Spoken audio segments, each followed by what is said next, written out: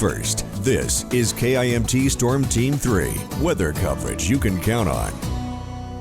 I'm joined now by Storm Team 3 meteorologist Ryan Knapp. Ryan, it seems like just a few weeks ago I was pulling my winter coat out of the closet, and am I going to have to hang it back up to this week? Yeah, especially by the time we get towards Wednesday, because we'll be looking at more springtime-like temperatures. What that means, we could be seeing temperatures into the upper 50s and even some 60s in some spots.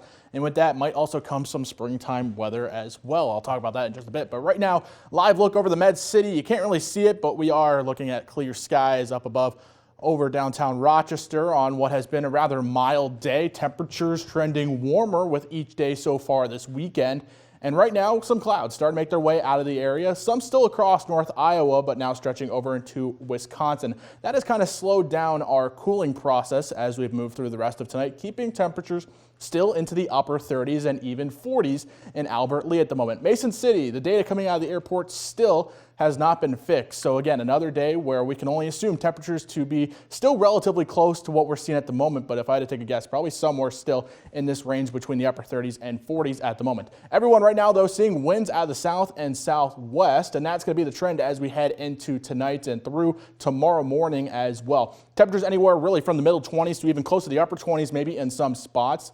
Like I said, that cloud coverage is the reason we have kind of delayed that cooling overnight tonight. So saw a patch of clouds through really the late afternoon into the early evening hours, now making their way into Wisconsin, allowing for us to slowly work our way down to our overnight low. And that's going to be around 25 degrees. So notice, because of that delay, we don't hit that low till around early tomorrow morning. And notice our feels like temperatures are the same temperature as what our actual temperature is. That's because as we move through the late morning hours and into the early afternoon, those winds, instead of being around 5 to 10 and even close to 15 in some spots like we saw today, they're going to be rather calm. And that's because we're going to see a change in pattern as high pressure kind of takes control over the next few days, allowing for us to start to see a change in our overall temperatures, especially as we push towards Wednesday, because we are going to see winds return to out of the south again, allowing for us to see temperatures back close to even 60 degrees in some spots. So for right now, we're looking at temperatures anywhere from the upper 50s to even 60s across the entire viewing area.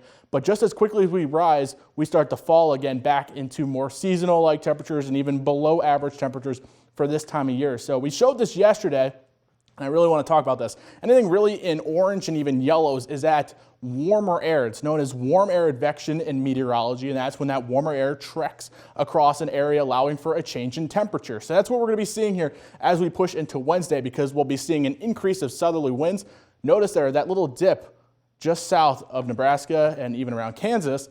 That's going to be our next system we're going to be tracking as we push through the next few days. Right behind it, though, that blue surges right back in. Those are those colder temperatures as we push towards the end of the week, allowing for us to see temperatures again back close to the teens. So again, here's that system that we're going to be tracking. And notice this long cold front that's going to move through the area. That's why we're seeing that snow on the backside of that system along western Minnesota. But the thing that comes with this, again, more moisture and even the chance for some thunderstorms. Right now, looking at mainly across central Iowa and even northern Iowa. So we'll be talking about that as we head through this upcoming week. Forecast still is not certain on that, but we'll continue to track that as we head into this upcoming week.